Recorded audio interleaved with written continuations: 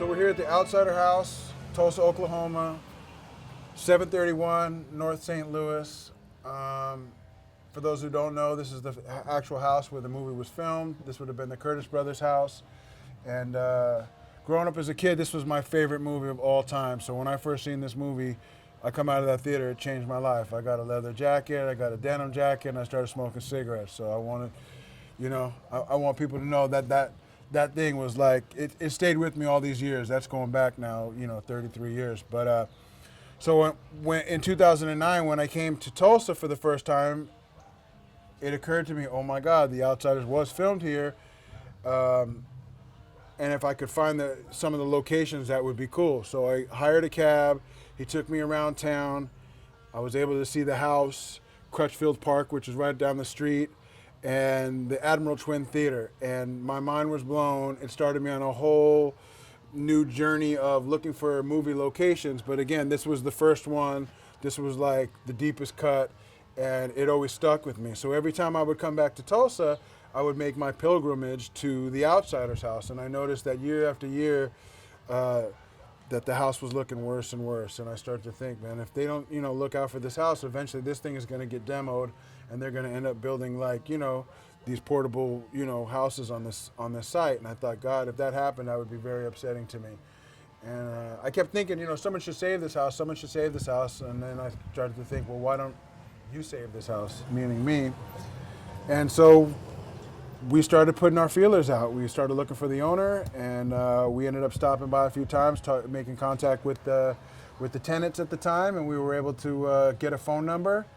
And in the end of the day, I didn't really think that it would ever happen. I didn't think that they would ever sell it, and I didn't think they were going to want to sell as soon as they did. So the minute we called, we found out that she was interested in selling the house, which kind of forced our hand, because not that we weren't sincere with our interest in it, but I didn't think in a million years that it would happen that quick. So we were, at that point we mobilized and we put our heads together. And where we're at now is we're raising money. We have a GoFundMe account, and we are taking care of, at the state it's in now, is we've pulled all the walls off, which I'll take you inside so you can see all this. We had to pull up all the flooring, pulled all the ceilings down, got rid of the rodents, got rid of the roaches, got rid of the filth that was in here.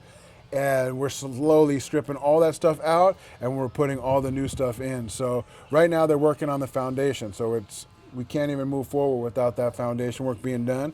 So this is the living room. This is where most of the action happened in the movie. If you're familiar with the movie, you know how this thing went.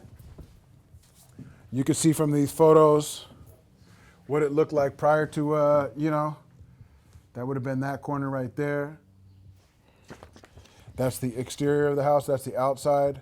You can see that the columns have been taken down. We're going to re-put those back in. The door has been changed. We've had a custom one made. We're going to rebuild the porch, but it looked a little bit different, and so those things are all going to be restored. If you look here, that's looking out that way. So that would have been a shot of the living room that way. Now look at this wall. When you see this thing, so this is like a 100-year-old wall, and then all of a sudden there's this brand new construction. Well, this construction was what they built back in. This is where they cut the wall out, and they had the camera looking in, filming the living room, filming the dining room, that they could look into the kitchen. And that's how they got these kind of shots without anybody knowing. That wall also was taken out so they could run a dolly and run a camera through there. So there's no green screen in '82, my friend. This was all done like that, the old school. That's the kitchen.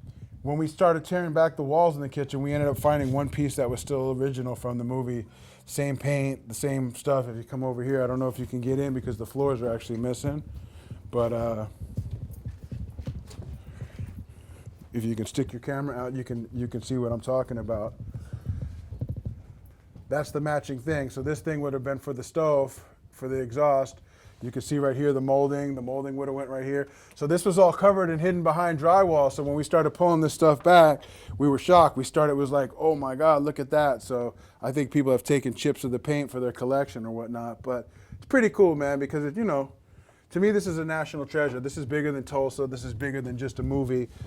This is people's childhood. This is like, I read the book in school, then I seen the movie, then I showed my kids the movie, and now my kids have kids, and you know, we've talked to people 80 years old who were here when they were filming, who worked on the movie, to people who were 3 years old when the movie was being filmed and their grandfather owned the house.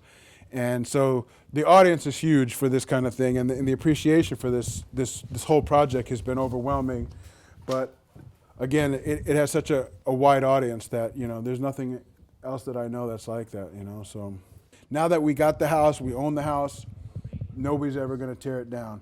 Number two is we're going to restore the house so it looks movie quality, so you feel like you feel when you watch the movie. A few of the bedrooms will be brought up to current standard, the kitchen and the living room as well, but these rooms in particular, we're going to do our best to stage them like they were in the movie. So we have similar furniture, similar window dressings, those are the original windows. We have a door being made custom to match the door that was here when the movie was shot. The rest of the rooms will feature the collection. Right now, our friend Joe Cervantes, he was actually a local neighborhood kid who went around and took photos while the movie was being filmed. These are a few he brought by. And you know, our collection is ever growing. I have a really amazing collection myself of stuff that was bought, you know, on the open market, on eBay, through collectors, etc. But literally, it's growing on a daily basis. I think in 6 months down the road, this thing will be closer to being opened. It's going to be a private collection that's going to serve as a museum.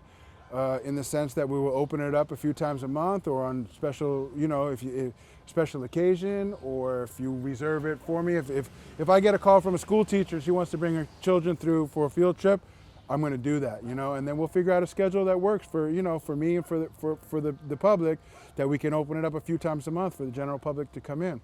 Our goal to open is April of 2017, which will then mark the 50th anniversary of the novel coming out, so, or her book coming out. That came out 50 years ago, so that's our, like, it got to be done by then because we want to be in sync with that, you know, so.